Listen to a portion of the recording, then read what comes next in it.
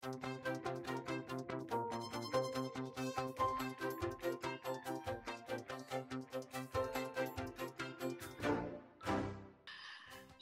everyone. My name is Tracie Jones. I am the Director for Diversity, Equity, Inclusion, and Belonging at the Harvard Graduate School of Education. And it is Black History Month, although I say Black history is all day, every day.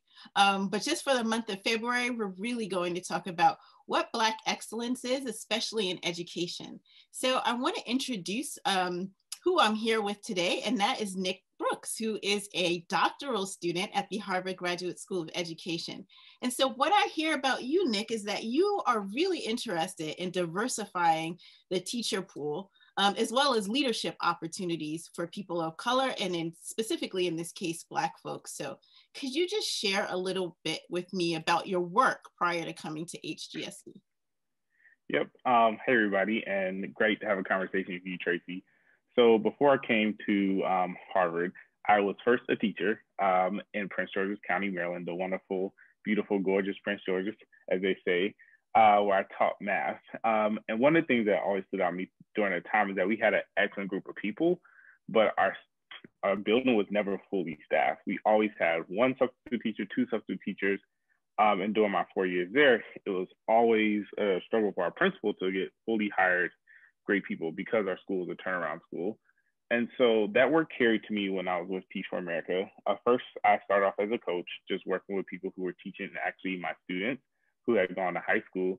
And then that transitioned to a role of talent. And from that position, I got to actually see how many people were looking to fill the teacher gap, whether it was at high performance schools, low performance schools. I worked in DC, I got to see it in DC, Virginia, Maryland.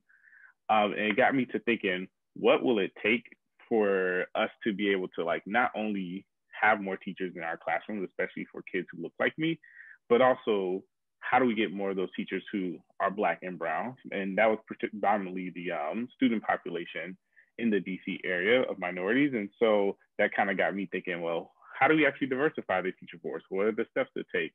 And so I got to work with that a little bit during my time at Teach for America, but wanted to explore more of that on a larger level of what does this look like systematically, and how can we actually approach this in a smart and strategic way that gets more teachers of color into the classroom?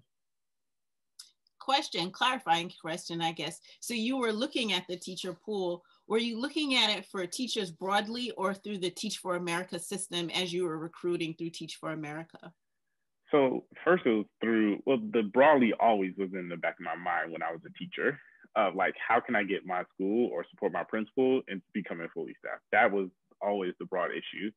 And then got to see through a unique lens of this organization that works to put new teachers into school building. My role is a little bit more unique though, in that I work not just with new Teach for America teachers, but also alumni of the program. Mm-hmm. I get a chance to talk to people who are looking to move to DC from across the country and be like, what are you interested in? How can I get you into a classroom position? How can I get you into a leadership role? And what are the things that will take for you to be able to stay there long term? As we know, retention and turnover is pretty big. And so that was a unique position that, yes, it was working with some new teachers and helping them get settled in their new journey as educators, but also people who were like, actually, I want to stay in this teaching business. I want to live in DC. So how can I, help people facilitate into finding a job in the DC area? That makes sense. So that was something that you were really interested in. Do you think leadership played a role in that? Because I know you're looking at teacher pipeline, but you're also looking at leadership pipeline for people of color. Yeah. One of the things that always stood out to me was working with districts is how can I get a principal of color? Mm-hmm. How can I get somebody who is qualified to be a school leader, who can lead a school and our student population there? And so working in the different dynamics in DC, I got to work in Prince George's County where mm-hmm. actually the district is majority Black. Mm-hmm. So the pipelines to get leaders of color there wasn't the most challenging, at least Black leaders, other aspects of diversity. But then we look at Virginia and DC, there's actually some of that challenge there. And so that kind of helped me to think about, well, what are the different pipelines? Are they more internal? Are they not more internal? And what is the work that needs to be done? If they are internal, to build them out to increase the diversity, or if they're not, what needs to be done externally?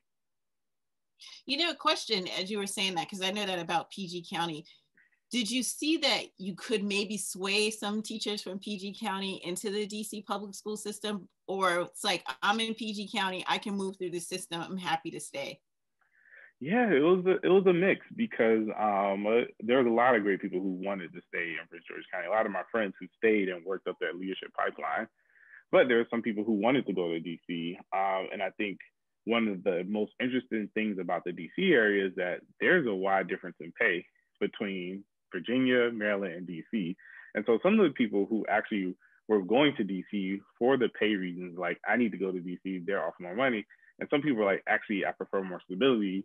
I want to stay in the county. And so it was very, very different to see people who had different tracks based on different interests, which I think adds to the complexity of like pretty much large urban districts. I'm sure the same is within any other area where you got like one county, other neighboring counties, and how do you think about where talent flows between them? Yeah, I totally agree with you. Like when you're thinking about a large urban district, I think people are like, well, just put teachers there, but there are so many things that go into thinking about why I would come there as an individual. So you shared like what you were doing before you came to HGSE. I guess I want to know, why did you come to HGSE? Like you made that decision at the height of a pandemic. What was that all about? Yeah, so it was funny because I had a couple of people who I knew who had gone through the doctorate program and like, oh, you should check it out. And I was like, I'm not going to be qualified. I don't know. How are you going to let me in? Literally, that was my thoughts. And I was having a conversation with my dad, and he was just like, well, what's next for you? Where do you want to grow?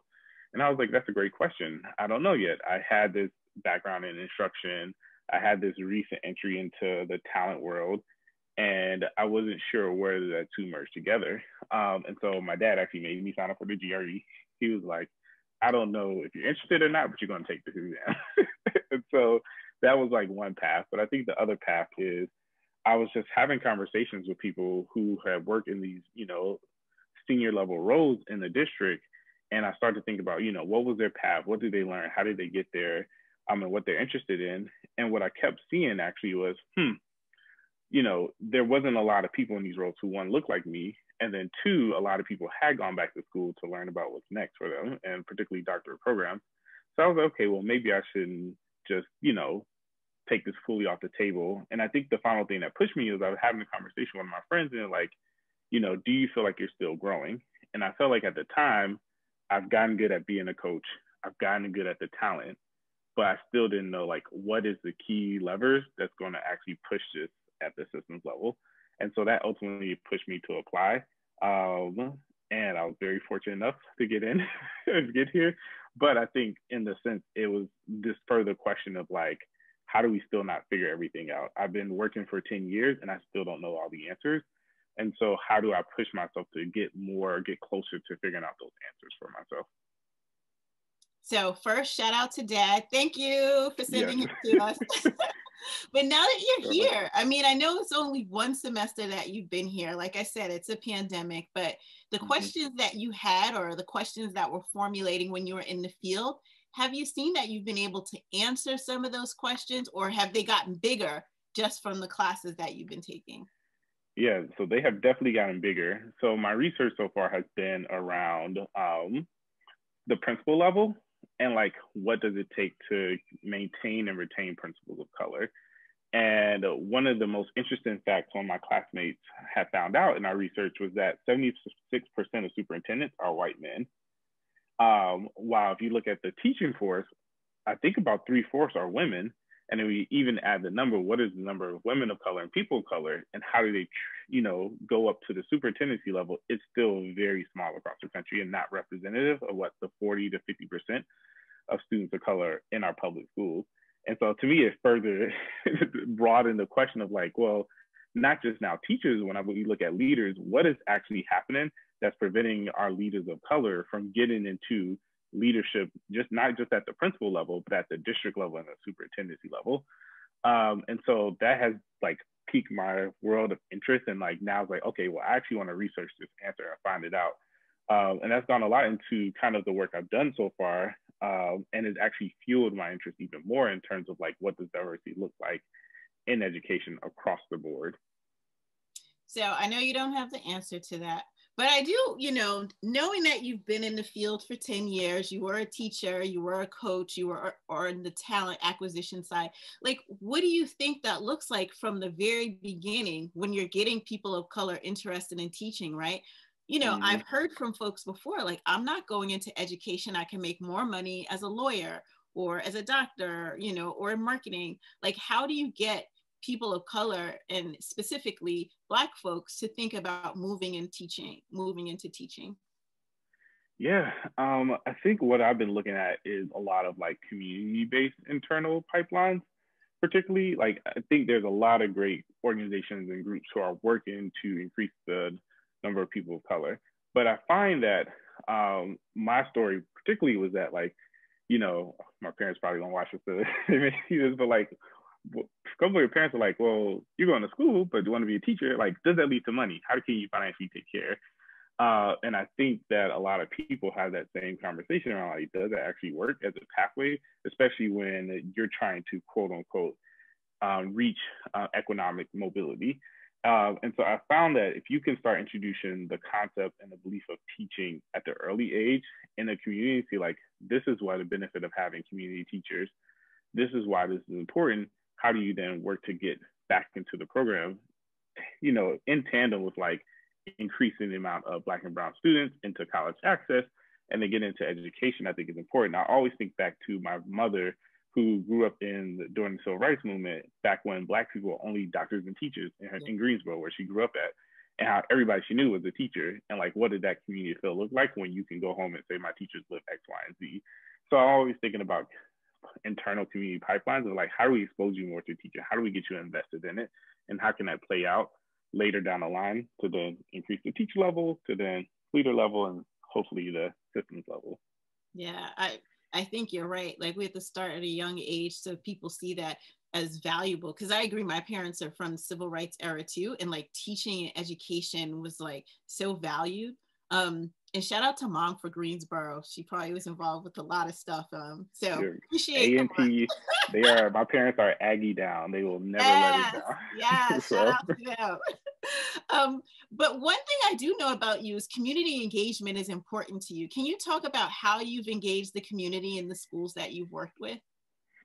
Yeah, so I started learning about community engagement when I first was a teacher. And in the neighborhood I taught at, there was actually a church neighboring to it that had a very strong presence. And it just got me to start being exposed to, like, wow, this kind of reminds me of something my mom would tell me. When I was growing up, I don't think I was involved or my parents were involved in schools. Not that they didn't want to, they just trusted that I was doing fine, the teacher doing fine.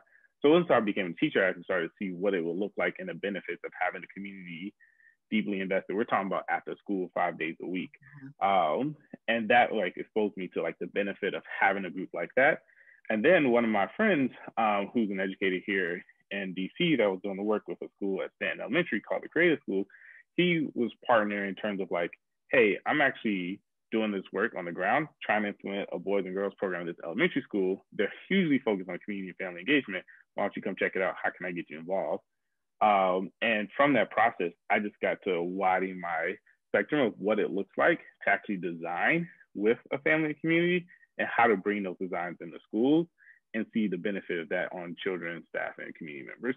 And so that experience alone just like totally pushed my openness in terms of like, no matter what level we're at in education, we have to be involved with community family engagement. And just to see the brilliant designs that are actually still happening today in Southeast DC come out just like blew my mind in terms of the power of community and family engagement, which ironically, if people haven't heard of Dr. Mapp, that's actually a school that she worked with. And so when I came here, I got to talk to Dr. Mapp. I was like seeing all of her research go into play with what was happening at the school level and just like further push like that interest and investment from me. Wow, that's incredible.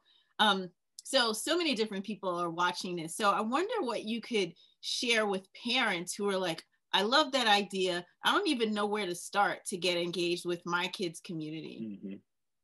Yeah, I think the first thing is just like for a school is just like to conduct empathy interviews.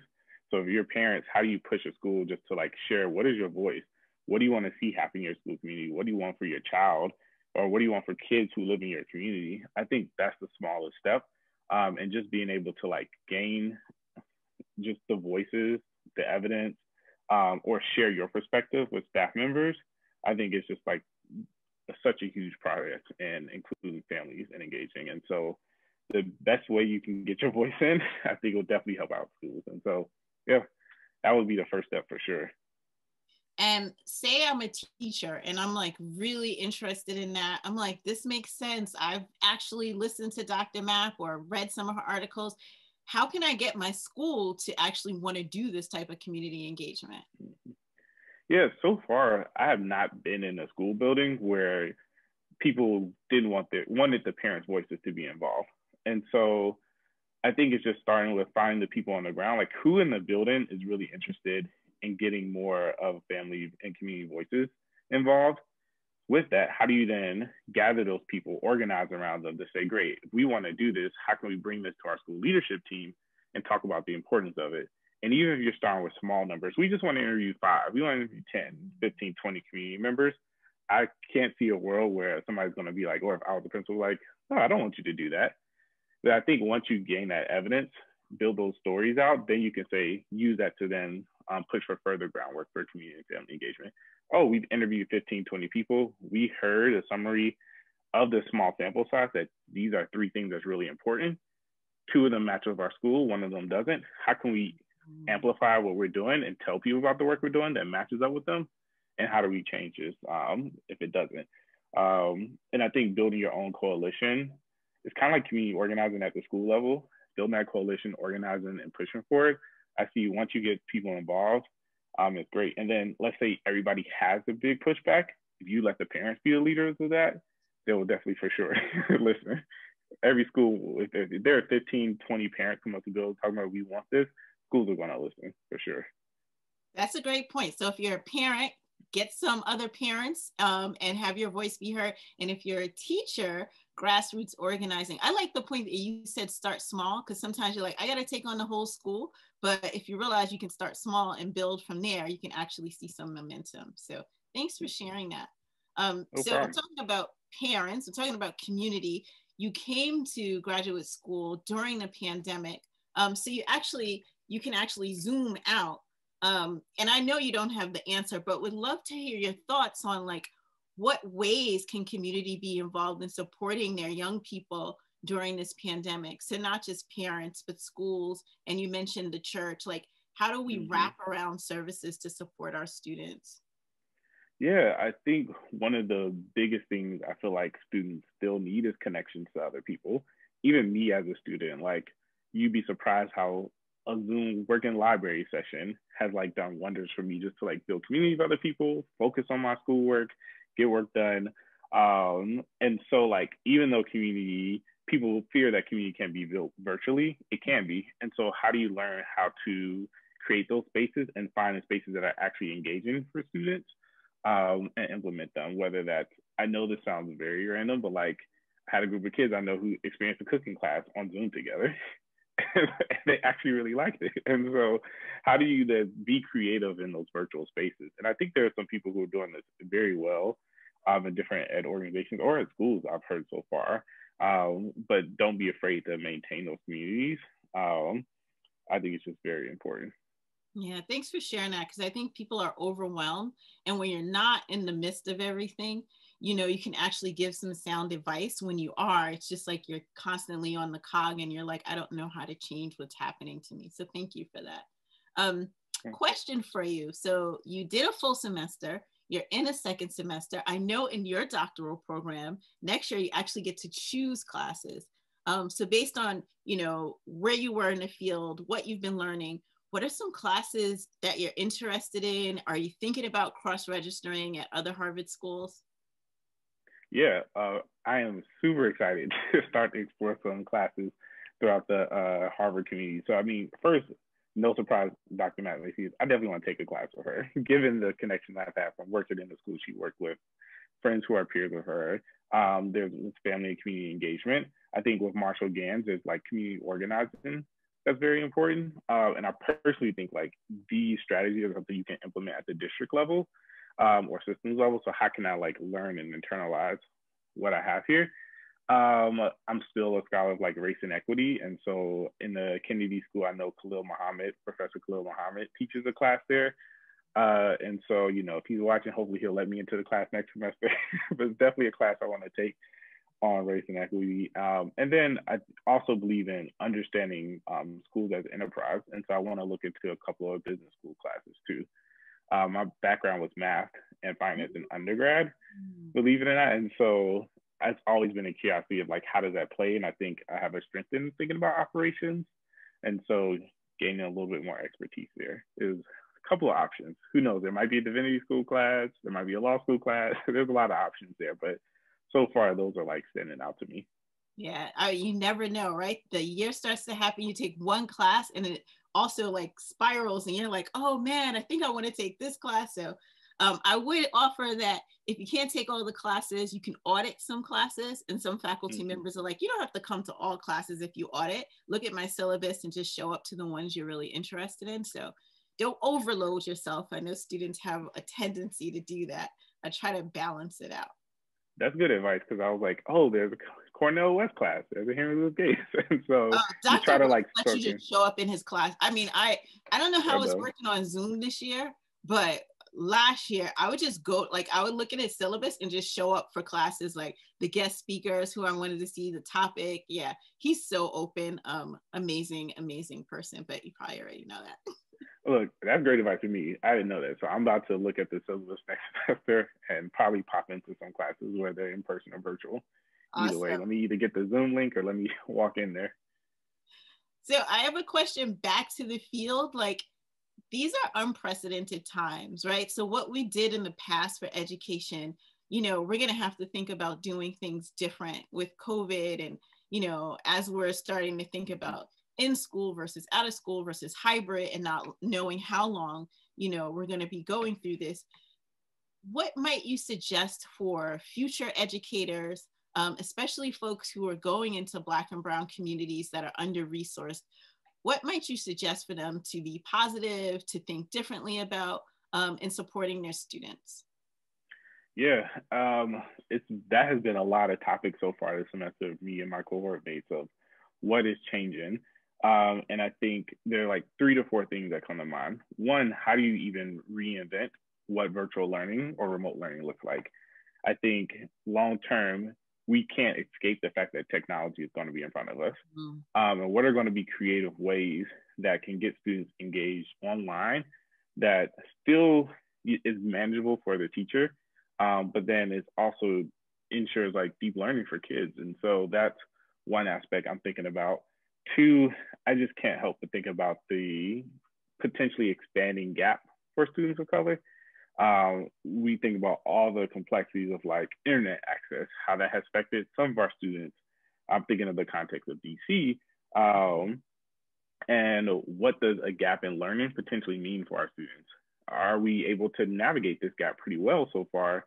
For what it's worth, is the gap widening? And what does supports look like? So I'm really curious about what does wraparound supports look like for our students when we come back from the pandemic. Potentially not just the academic, not just the social emotional learning, but what are even financial support for our families and communities? What are interventions that we need to do? Mental health.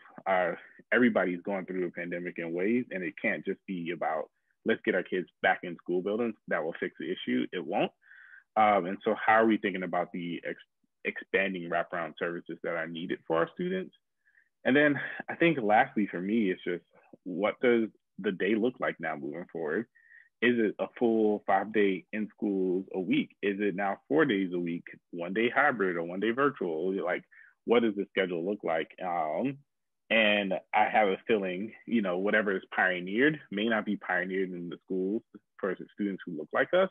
And so how do we make sure they don't get left behind in the innovation that happens moving forward? You can be innovative in schools, all schools, not just high performing schools. And yeah, so those are 3 things that come to mind for me, for sure.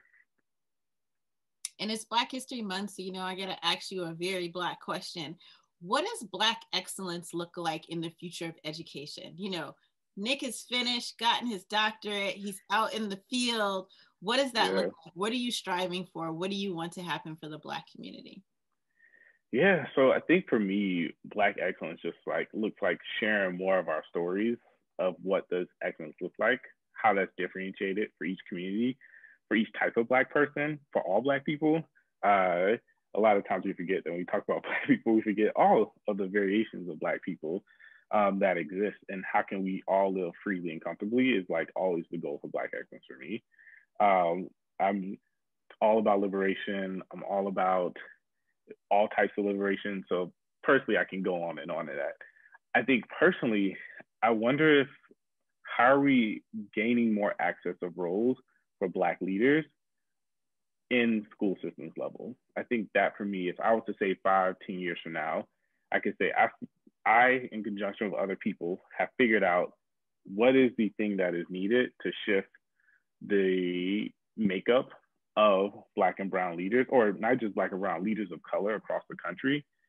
How can we give more spotlight to people who are doing great things? And how do we make sure that 76% of our superintendents are white men? And it's just, we have to bring the diversity. We have to make sure our schools, our leaders represent our schools. And so hopefully I figured that out. Hopefully I've made some serious progress towards that. And I'm gonna name that and claim that I will.